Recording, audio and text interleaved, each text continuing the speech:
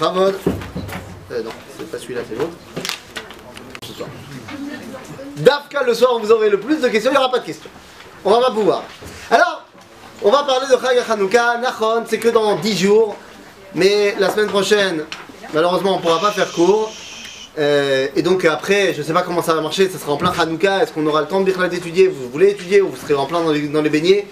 Résultat des cours, c'est important de parler un peu de Chag HaChanouka. Chag HaChanouka, c'est la fête la plus sympa de l'univers. Seulement, c'est certainement la fête, ce n'est pas l'une des fêtes les moins bien comprises, voire les plus mal comprises.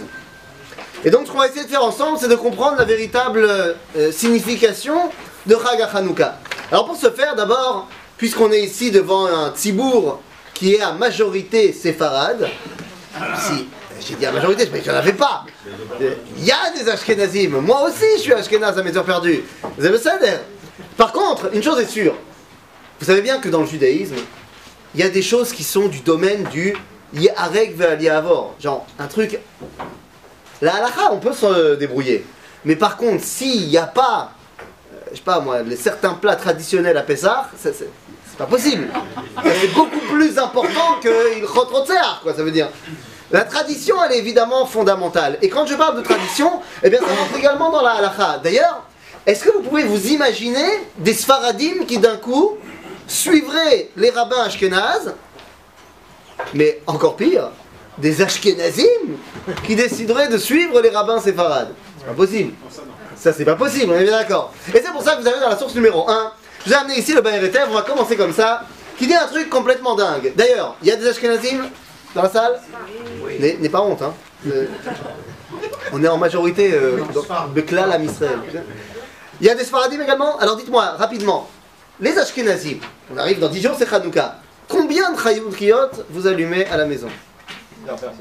Une par personne, tu dis. Et les Sfaradim qui sont présents, combien vous faites? Une par maison. Top, c'est pas surprenant, regardez ce que nous dit ici Bayer Etev. Alors, Ve'afilu im rabim bnei habayit, même s'il y a plusieurs personnes dans la maison, lo yadliku yoter mi'echad. Donc, qui dit ça? Et regardez, le Shulchan Aruch. Shulchan Aruch, Rabbi Yosef Karo, Sfarad, tout va bien. Ve'yesh omrim, Yesh omrim en l'occurrence c'est Arema, Ashkenaz, il dit Ve'yesh omrim, dechol echad mibnei habayit yadlik, vechen minhag pashut. Donc ça, c'est le Rema. Jusque là, tout va bien. Alors attends, il y en a qui disent, au nom du Rema, Ashkenaz, Rabbi Moshe Isserles, Krakovi, que donc on allume une par personne. Maintenant le problème, il est là. Il est que le Rabbi Yosef Karo et le Rema, ce sont des Acharonim. C'est maintenant, c'est à 450 ans. D'où ils tirent leur source? Ben il est là le problème. Nous dit le Bayer Etev, Vezeh Chidush. Quoi? Chez Sfaradim, Noagim Katosfot, Ve Ashkenazim Karambam. Arrête, celui qui a dit, chez les Rishonim, qu'il fallait allumer une par personne, c'est le Rambam, Sfarad. Et ceux qui ont dit qu'il fallait allumer une par maison, c'est Tosfot, Ashkenaz. C'est-à-dire qu'on est arrivé ici à Hanouka, où tu as les Ashkenazim qui font comme les Sfaradim, et les Sfaradim comme les Ashkenazim. Nous dit, Velo Matzanu Beshar Mekomot. C'est un cas unique. Dans le million et quelques de halachot dans le peuple juif, c'est un cas unique à Hanouka, que les Ashkenazim ils suivent les rabbins Sfarad, les Sfarad ils suivent les rabbins Ashkenaz, Vezeh Bayesh. Mais ils le savent pas. Je sais pas, peut-être que maintenant tu le sais. Quoi, ça va changer la façon dont tu vas allumer?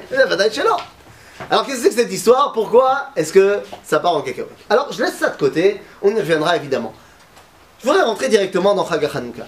Non, parce que quand on pose la question, je suis désolé s'il y a certaines personnes qui ont déjà entendu le shiur, on était en cal restreint l'année dernière quand on a commencé le premier shiur avec Givat Shmuel, et j'avais parlé de ça un petit peu. On va essayer de dire deux, trois choses qu'on n'avait pas dit à l'époque. Maintenant, quand on parle de Chag HaChanouka, évidemment, ce qui vient tout de suite dans les bras de la Ganénette, et donc dans les nôtres, c'est quoi? N'est-ce pas Hashem? Baron, c'est tellement Hamoud. Tellement Hamoud, je veux bien. Aval.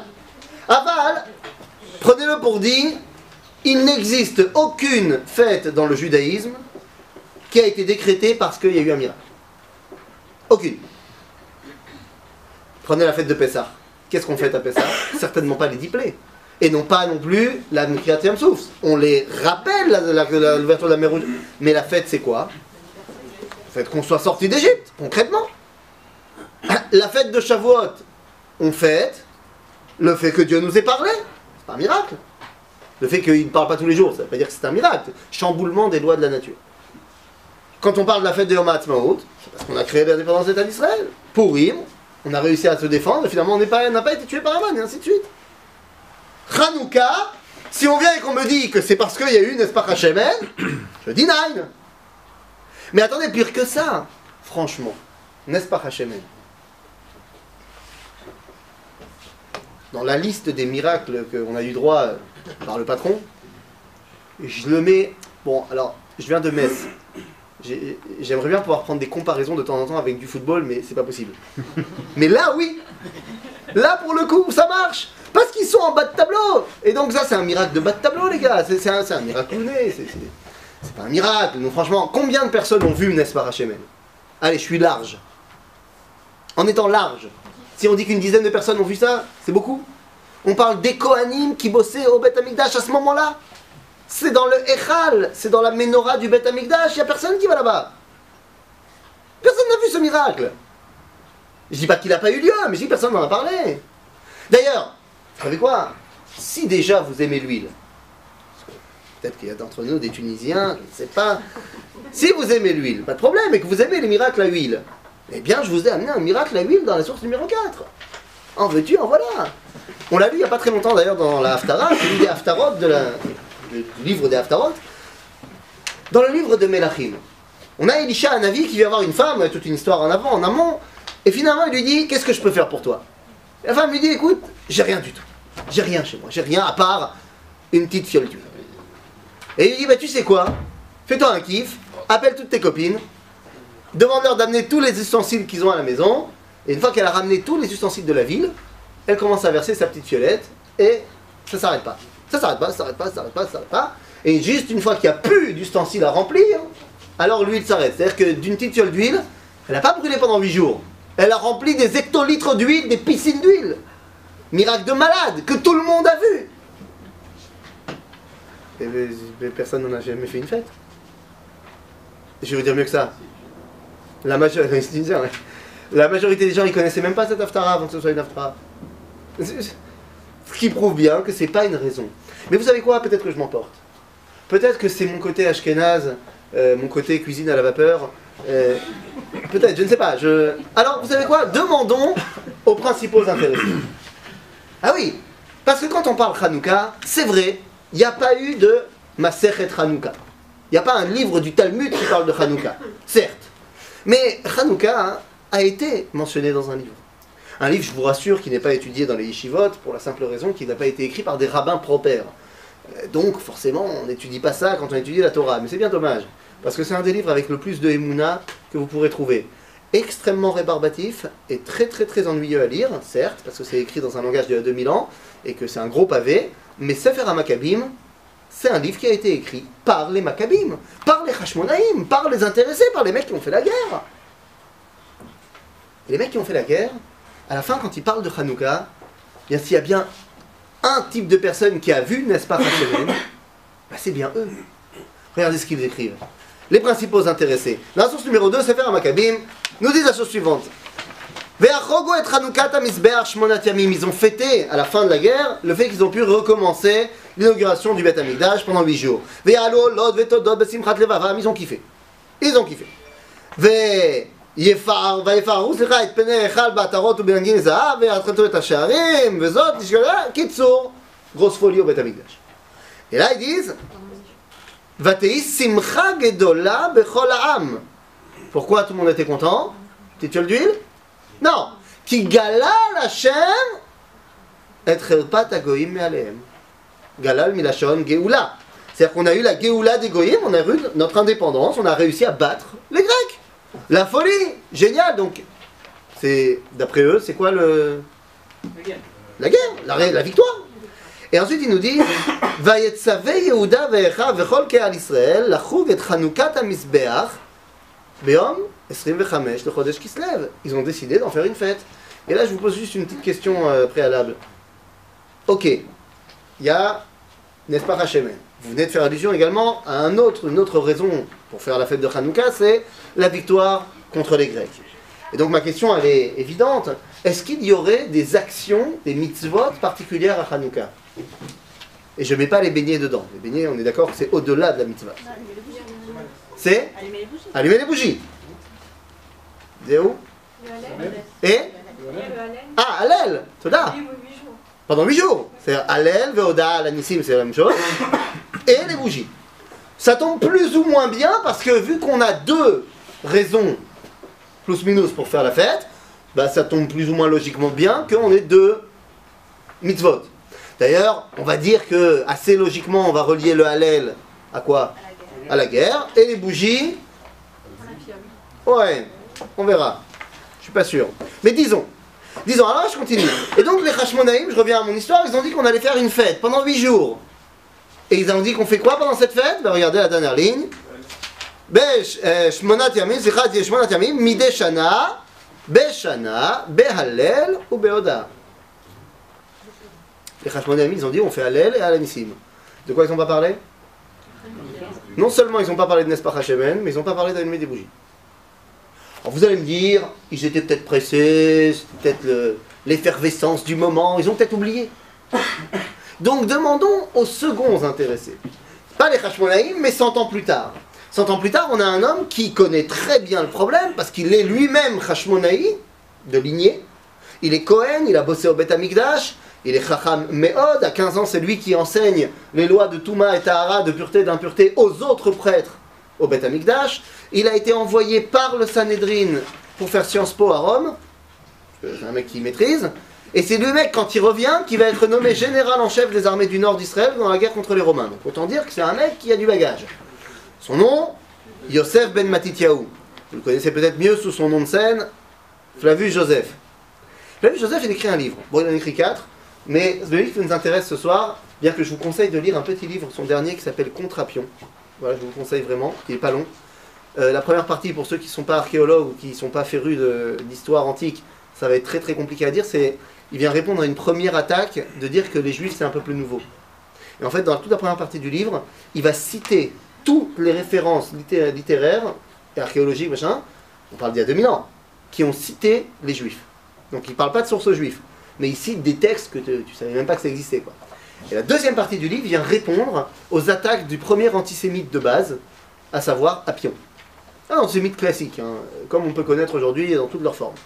Et il va balancer plein de pics antisémites, et à chaque fois, Flavius Joseph va répondre un par un pour protéger ce que s'appelle le judaïsme. Donc c'est très intéressant ce livre, il est petit, je vous le conseille. Quoi qu'il en soit, il y a un livre qui est lui un pavé.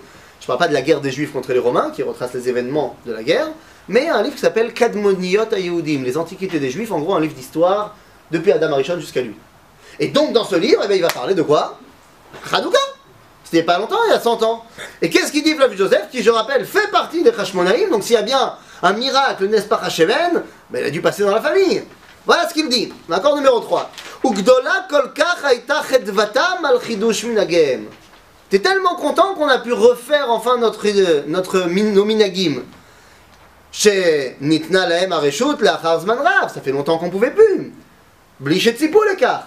Ils n'avaient même pas prévu. C'est la guerre, elle est arrivée, et puis boum. La avodet Elohem. Ad shechukeku chok ledorot. Ils ont décidé d'en faire une loi. Qui dit quoi? Lachuk chidush ha'avoda b'amikdash b'mesher shmonat yamim. De faire une fête de 8 jours qui symbolise le fait qu'on puisse rebosser au Beth Amikdash. On le fait jusqu'à aujourd'hui. Vekorim lo. Qu'est-ce qu'il dit? Chagaurim. Ah bah c'est bon. Ah, fête des Lumières, c'est bon, c'est parti, c'est Noël. Ah ben non. Parce que dans la suite du livre, il t'explique ce que c'est Chagaurim. Que c'était hors Gadol qu'on a pu revenir au Beth Amikdash et qu'on a pu se débarrasser des Grecs. De quoi il oublie de parler? Et c'est 2 pavés, hein, énormes. De quoi il oublie de parler? Non, la guerre il en parle, il fait tout le rapport. Mais n'est-ce pas Hashemen, il oublie. D'ailleurs, dans le Talmud Yerushalmi, où ils vont citer Hanouka, c'est vrai qu'il n'y a pas de Mishnah de Hanouka, mais dans le Talmud on en parle. Dans les Yerushalmi, ils vont aussi oublier de citer Hanouka. Pas Hanouka, c'est Nespach HaShemen. Dans les Sheiltot de Rav Achai Gaon, le premier livre de Halacha qui a été écrit après le Talmud, il y a 6 pages qui parlent de Hanouka et toutes ses halachot. Et il parle de long en large en travers. Il oublie juste de citer Nespach HaShemen. Alors je dis pas que ça n'existe pas. Il y a du Nespach HaShemen.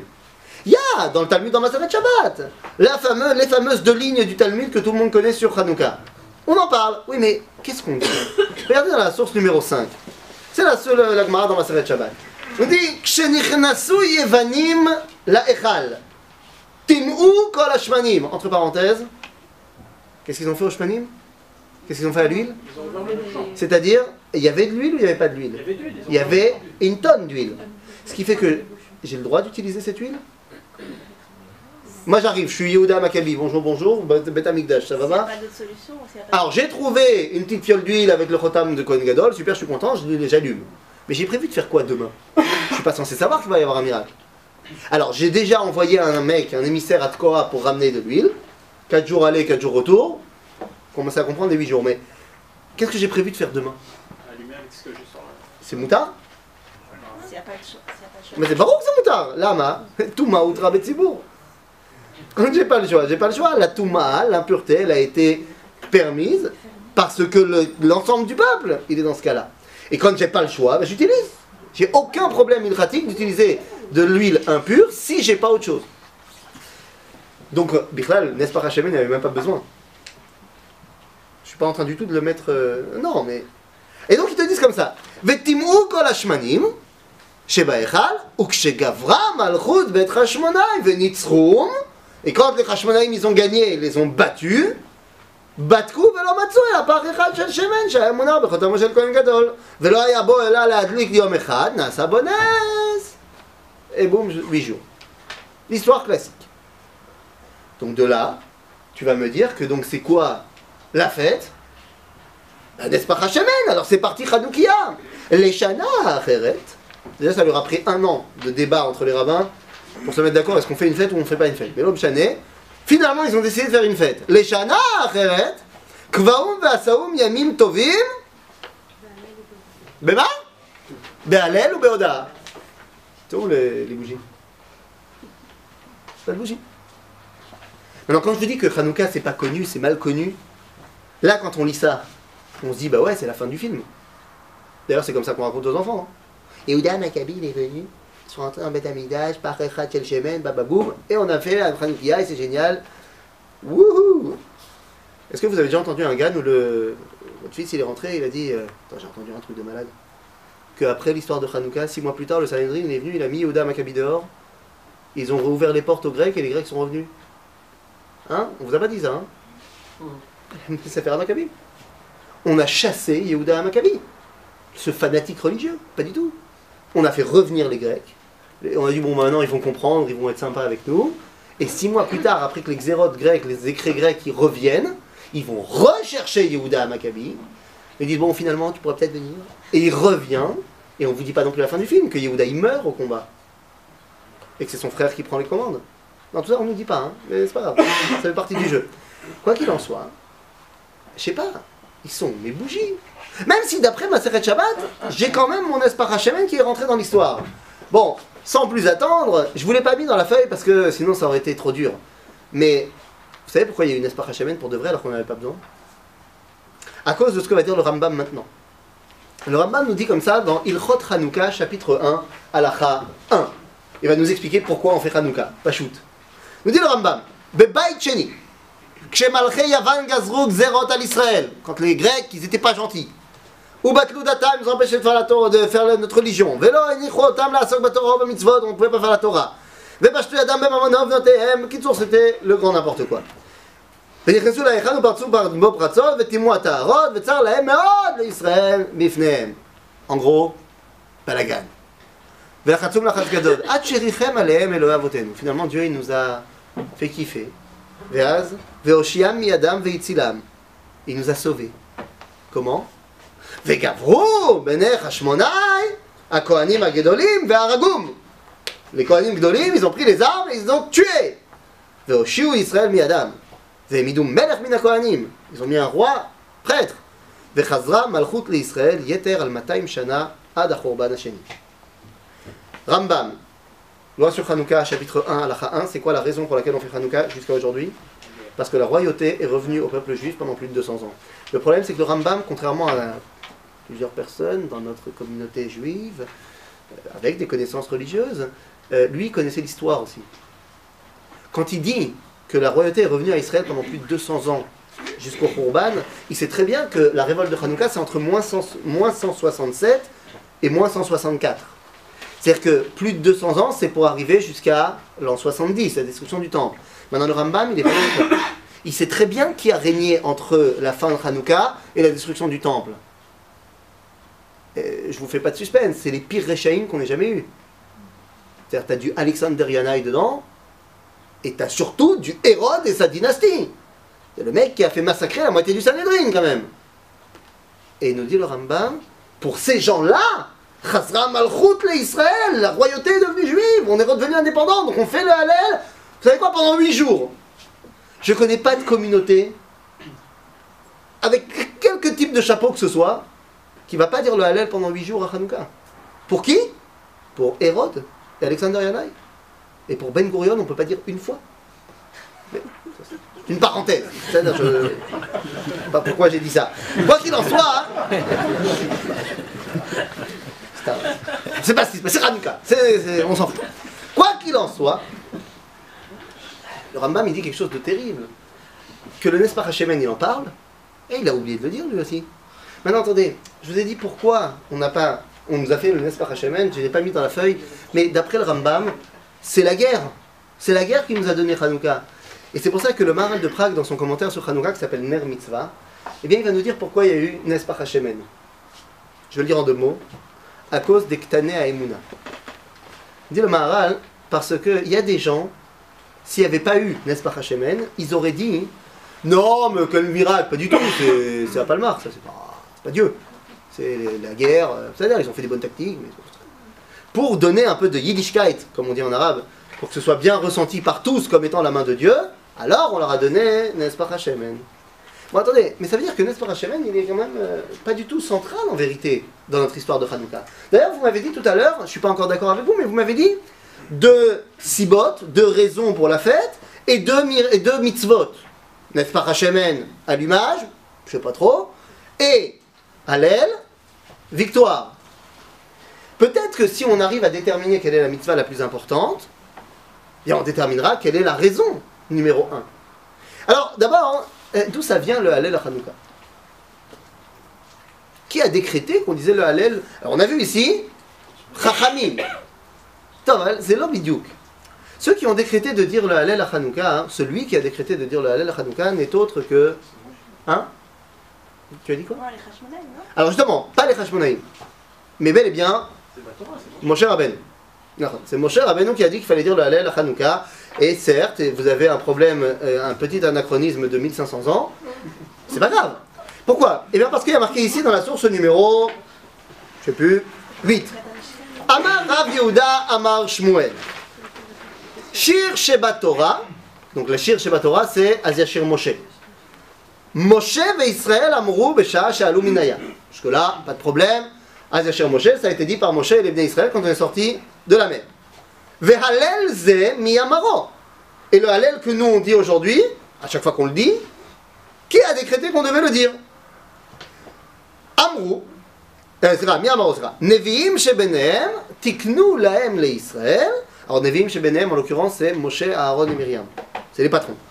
Tiknu lahem le Israël, sheyu omrim oto al kol perek veperek ve'al kol tzara ve'tzara shelo tavona alehem, u'chenigalim mimena omrim oto al geulatan. Nous dit la Gemara dans le traité de Psachim, à la page 117, qui a décrété de dire le Hallel? Moshe.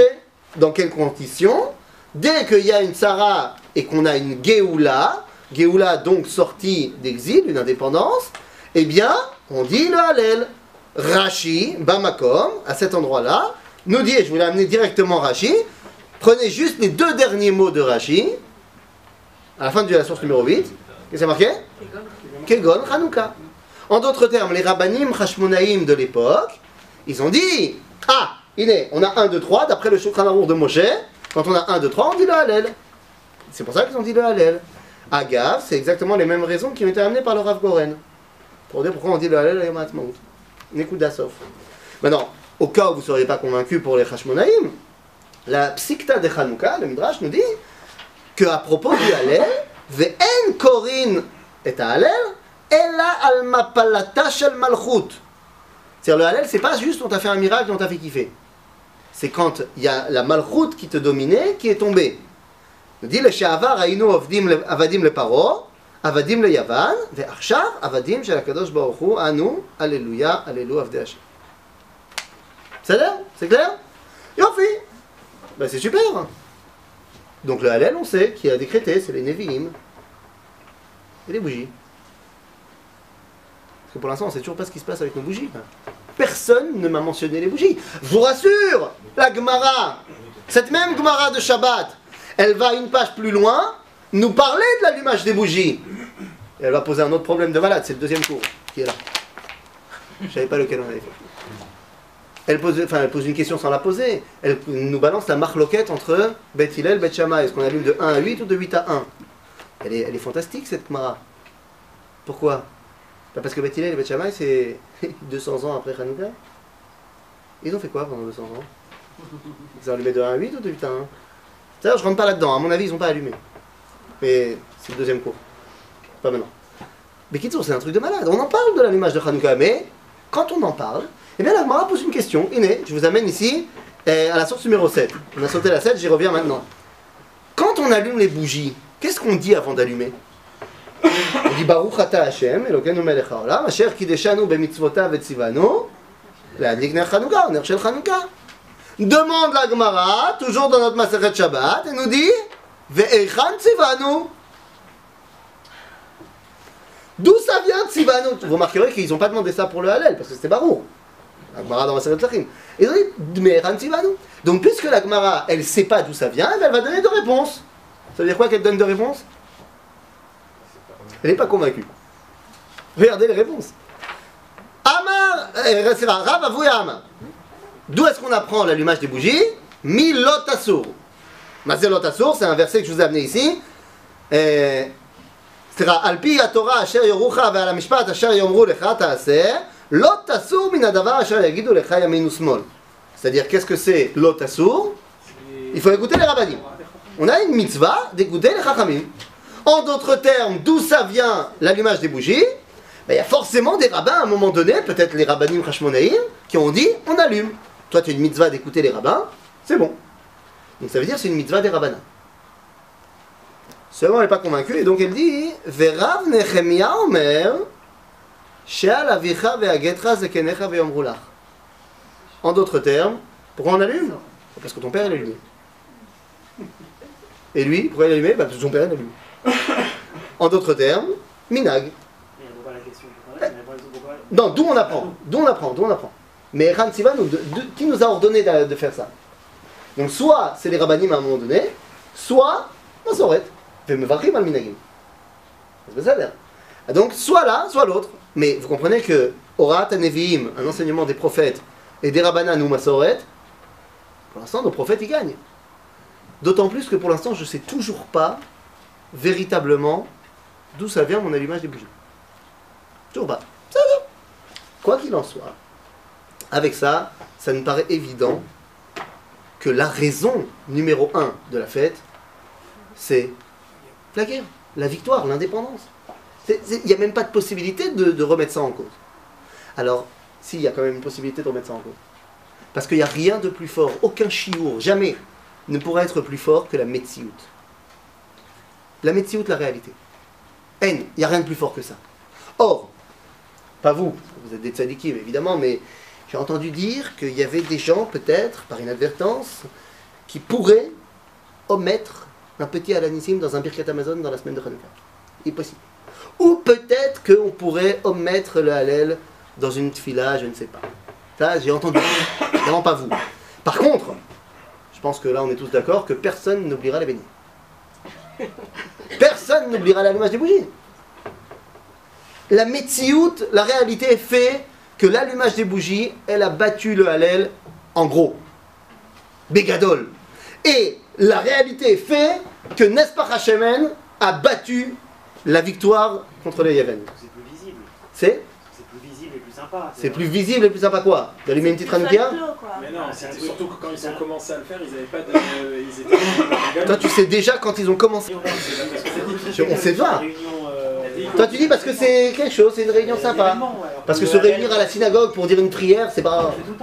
Ouais mais on aurait pu trouver autre chose. On aurait pu trouver autre chose, on aurait pu faire des feux d'artifice, on aurait pu faire des mitzadim tzvaïm. Hallel Oda, c'est Hallel et à la Nissim. Ah tu dis donc c'est technique, c'est parce que c'était pas assez fun. La réalité elle est plus... Donc tu dis la réalité elle a fait que parce que c'était pas fun. C'est plus fun que d'habitude. Non, c'est le Hallel par rapport au... Non, parce que les bougies c'est plus fun que... Tu dis les bougies c'est plus fun. Seulement je sais toujours pas qui c'est qui m'a dit qu'il fallait allumer les bougies. Il a dit qu'apparemment Beth Shammai et Beth Hillel, 200 ans, c'est même pas sûr qu'ils allumaient 200 ans avant. Ouais. Ça a commencé en exil l'allumage. Ça non, pas en exil. Pas en exil. 200 ans, Hillel et Shammai, c'est pas en exil. C'est sous Hérode. C'est pour une autre... Mais je veux pas rentrer dans le mais l'homme jamais. Quoi qu'il en soit, la réalité fait que. La réalité fait que, et donc pour comprendre cette réalité, parce qu'on ne peut pas se battre contre la réalité, toi tu dis que c'est parce que c'est plus fun, moi je pense que c'est parce qu'il y a autre chose, mais on va voir ça maintenant, il faut qu'on revienne aux origines. Les amis, quand on parle de Malchut Yavan, ben les amis, Malchut Yavan, je sais pas, c'était quoi le problème?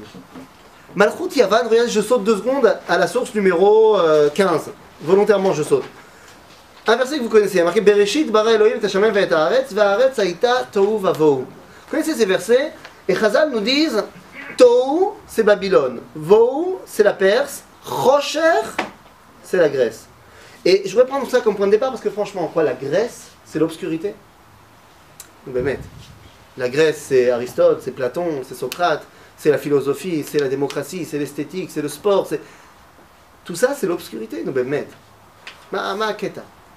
Quel était le problème entre les Grecs et nous? Franchement, quand les Grecs ont commencé à rentrer en Israël, quel était leur lien avec nous? On était positif ou négatif? Mais c'est positif, c'était la folie. Et je ne te parle pas forcément des Haggadot de Chazal qui nous disent que Shimon HaTzadik il a rencontré Alexandre le Grand. Et qu'on nous raconte que Shimon, quand il est arrivé à sa rencontre, Alexandre il s'est prosterné devant lui. Alors là on y va de sa petite Haggadah.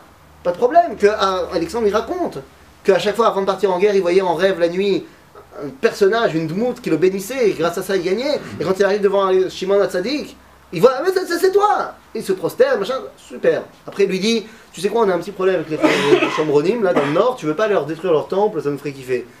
Et Alexandre il le fait. Et en reconnaissance, eh bien, Shimon HaTzadik il impose que cette année-là, tous les enfants, garçons qui vont naître, vont s'appeler Alexandre. De là, le nom Alexandre rentre dans le peuple juif. Donc, au-delà de ça, ça c'est raconté chez nous. Qu'est-ce que les Grecs ils racontent?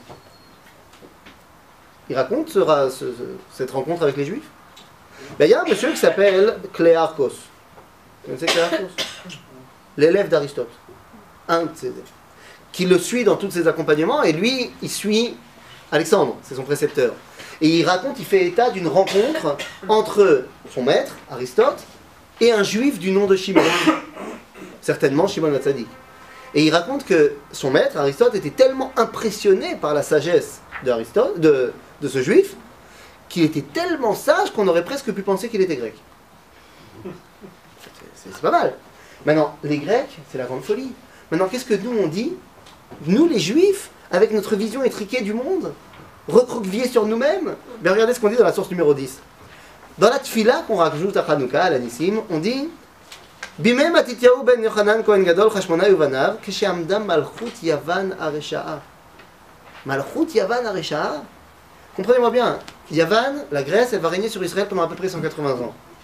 Sur ces 180 ans, on va avoir Antiochus numéro 4 qui va nous faire des problèmes pendant 3 ans et demi. Un roi, 3 ans et demi, sur 180 ans de règne. Tout le reste du temps, c'était sa baba. Et c'est pour ça que tu l'appelles Malchut Yavan Aresha'a. Qu'est-ce qu'ils t'ont fait? Eh bien non. Antiochus n'était que l'expression concrète de ce qui a toujours été latent chez les Grecs. C'était quoi? Eh bien, je vous ai amené ici le vrai Noussar. Pourquoi je dis le vrai Noussar? Parce que c'est pas ce qui a marqué dans la majorité des Sidurim, mais Baruch Hashem, on a retrouvé le Sidur de Rabbeinu Saadia Gaon. Donc il y a déjà presque 1000 ans. Donc on a pu remettre maintenant au goût du jour le Noussar de l'époque. Dans les Noussachim qu'on a, on dit en général, c'était quoi leur problème? Qu'est-ce qu'ils voulaient faire? Malchut Yavan Aresha, la Mecha Israël, la Shkicham Toratecha, qui voulait nous faire oublier ta Torah. C'est comme ça qu'on nous l'a enseigné. À savoir, c'est pas bien, parce qu'il voulait pas qu'on soit des Shomrei Shabbat. Seulement, chez Rabbeinu Saadia Gaon, il y a une lettre en plus qui change tout. Ils disent la Shkicham Mitoratecha. Ça veut dire quoi? Qui voulait les faire oublier de ta Torah. Vous avez peut-être oublié, mais il se passe un truc 2 générations après Alexandre.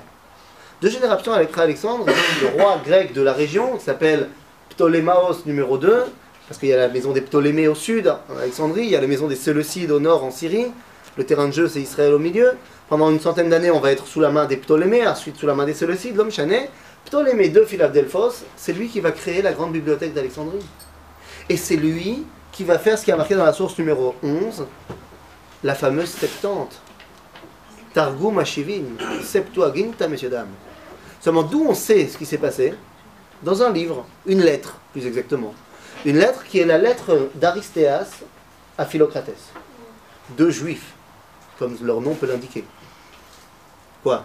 Parce que vous ne connaissez pas de juif qui s'appelle Catherine? Ou Eric, comme mes parents, qui s'appellent Catherine et Eric? Quoi? Hein? Quoi, gare à moi? C'est pas sûr, c'était la loi. On n'avait pas le droit de donner des noms qui n'étaient pas dans le calendrier des saints. Alors, mon père, en plus, il a hérité de Paul, en plus. Parce que vu que à la Torah, c'est Paltiel, et que Paltiel, ça faisait pas partie du calendrier de M. Éric Zemmour, donc il était obligé de trouver un truc qui ressemblait. Alors, Paltiel, c'était Paul. C'est-à-dire, donc, Éric Paul. Mais c'est barour que c'est un héritage culturel de 2000 ans de France. Barour, on n'est pas dupes. De la même façon que Aristéas, j'imagine que ses ancêtres en Égypte ne s'appelaient pas comme ça. Donc Aristéas, il envoie une lettre à Philocrates, son pote, et il raconte les événements de la traduction de la Torah en grec.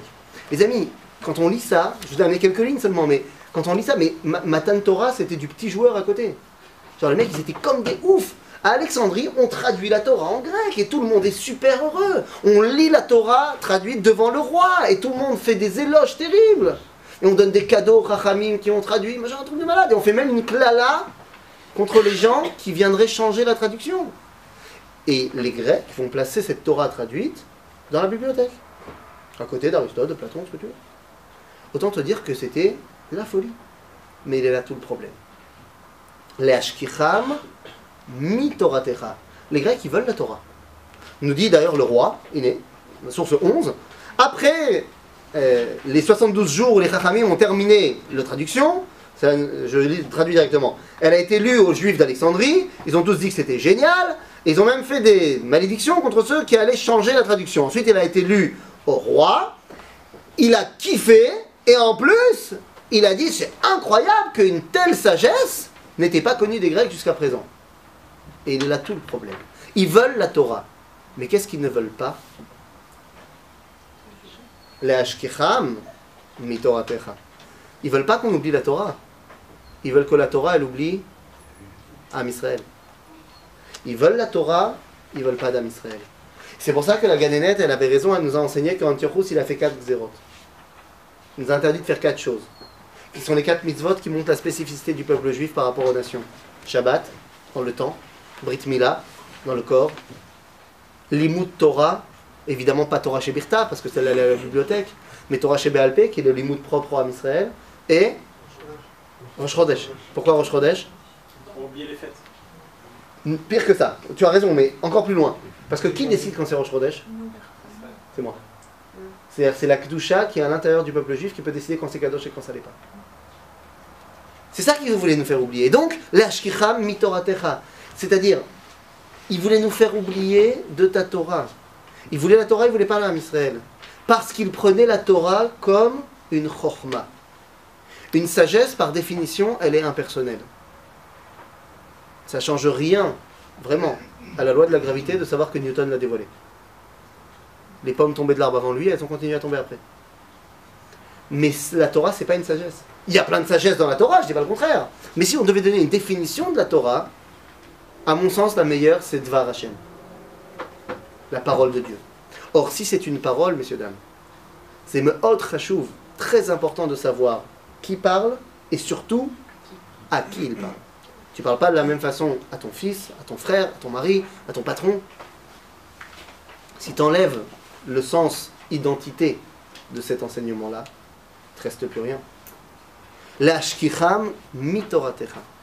Maintenant ça, on l'a compris, mais peut-être un peu tard. D'ailleurs, comment ça se fait qu'on est sorti en guerre? Comment ça se fait qu'on est sorti en guerre? Quel a été le issue qui nous a fait sortir en guerre à Hanouka? Ben, c'est ça le problème.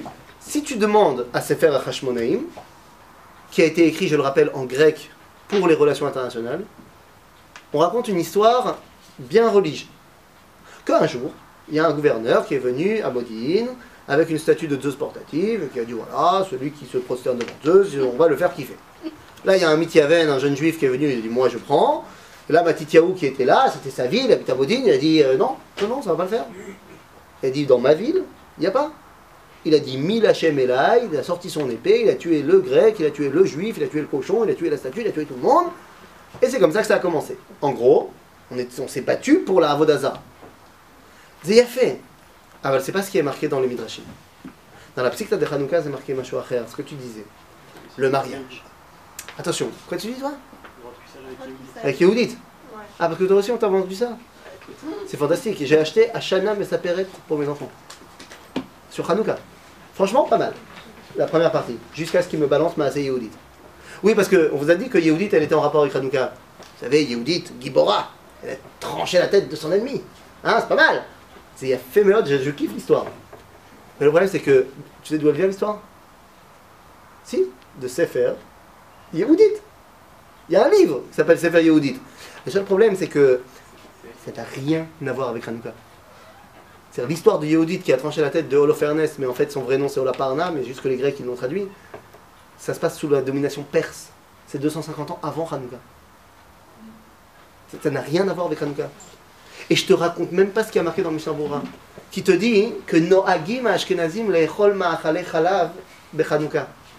Parce que Yehudit, elle lui a donné du lait, et que ça l'a endormi, et donc elle lui a tranché la tête.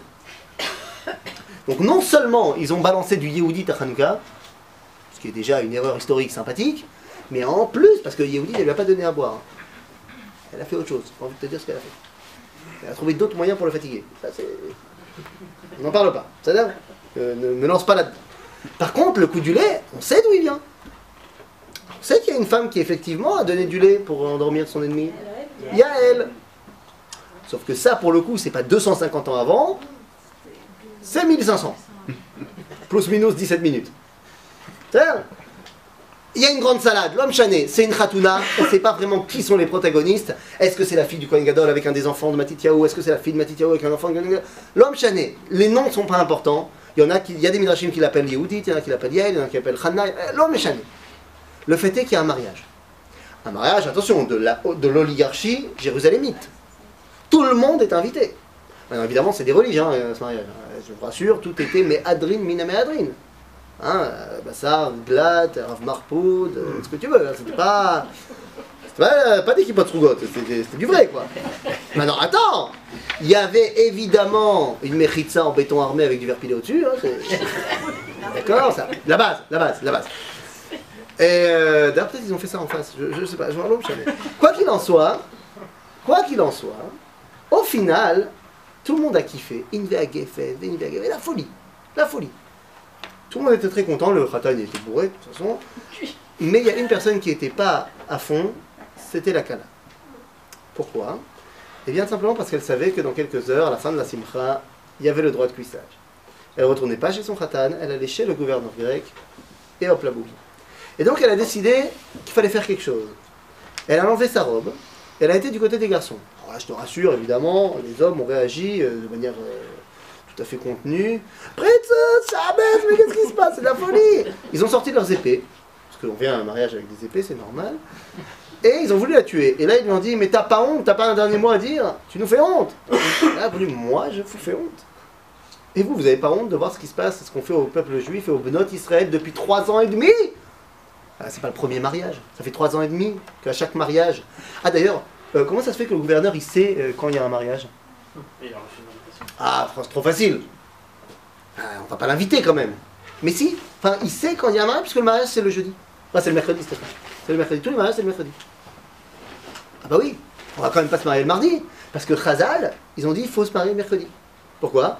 Parce qu'il y a le tribunal le jeudi. Ah, toi, t'es trop ultratique comme mec. C'est vrai, tu as raison. C'est la 3e page dans ma série de Kiddushin. Mais prends la 2e. Non, c'est vrai. Tout de suite, parce que peut-être mes cartes à out, peut-être que le dry sera pas. Non, on va faire plus joli, viens, on est plus poétique. Parce que le Yom Hamishi, dans la création du monde, Dieu il a fait une bracha à la dagim. Qu'ils aient plein de petits poissons. Et donc, si on se marie le mercredi, eh bien l'acte premier sera le jeudi. Et donc, comme ça, ils auront une bracha comme les dagim. C'est quand même plus joli. Hein, t'as vu ou pas? De là. Bon, enfin, tout ça pour dire que quoi? Ben que, voilà, ça. Et donc, finalement, les mecs, ils se disent, non, mais t'as peut-être pas tort. Et ils vont aller tuer le grec, et c'est comme ça que ça va commencer. En d'autres termes, ce qui nous a poussé à sortir à Hanouka en guerre, c'est pas un problème de religion. C'est un problème qui touchait à l'essence même de notre identité d'Israël. L'essence même qu'on n'a pas appris au Beth Midrash, mais qu'on a bel et bien appris à la maison. J'arrête pas de vous dire les rabbanim de Hanouka, les rabbanim de Hanouka. C'est qui les rabbanim de Hanouka? C'est pas Yehuda Maccabi. C'est qui les personnages rabbiniques de l'époque de Hanouka? Hein? Alors il y a des Kohanim, mais c'est pas eux le chef du Sanhedrin. Et bien comme de par hasard, vous savez que Hanouka sera toujours fêté au moment où on va lire dans la Torah les parachutes de Yosef. Semble-t-il qu'il faut apprendre de Yosef pour comprendre Hanouka. Semble-t-il que Yosef, il est Yosef Hatzadik parce que il n'est pas tombé avec qui? Avec pas Potiphar, avec la femme de Potiphar. Le problème de Yosef, c'est la Goya. Le problème de Yosef, c'est est-ce que là-bas, je vais m'assimiler, perdre mon identité ou pas? Quand il va finalement presque aller avec elle, nous dit Chazal, finalement, la Asot Melarto, quand il y a marqué dans la Torah, va y aller la Asot Melarto, il voulait aller avec elle, ça y est. Et au moment où ils étaient en train de presque y aller, il a vu Dmout Diokno chez la Vive, il a vu son père. Rashi s'arrête là, mais Chazal continue et disent, et il a surtout vu que s'il faisait ça, ses enfants ne ressembleraient plus à son père. Quand j'ai lu ce midrash de Chazal, j'ai compris à quel point André Neher avait raison. Parce qu'André Neher donne une définition de qu'est-ce que c'est un juif, et il ne parle pas au niveau ilchatique. On sait bien que ilchatiquement, un juif, c'est lui qui a une mère juive. Mais André Neher nous dit une définition extraordinaire dans la chaîne, il dit un juif, c'est celui qui a un petit-fils juif. Alors, rétrospectivement, il aura réussi à transmettre l'identité d'Israël. C'est pas quelque chose que tu apprends au Beth Midrash.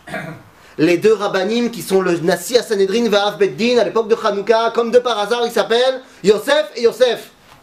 Yosef ben Yochanan ve Yosef ben Yoézer. Mishnah Pirkei Avot. Et qu'est-ce qu'elle nous dit la Mishnah? Je ne voulais pas amener ici, c'est dans l'autre cours, mais l'homme chané.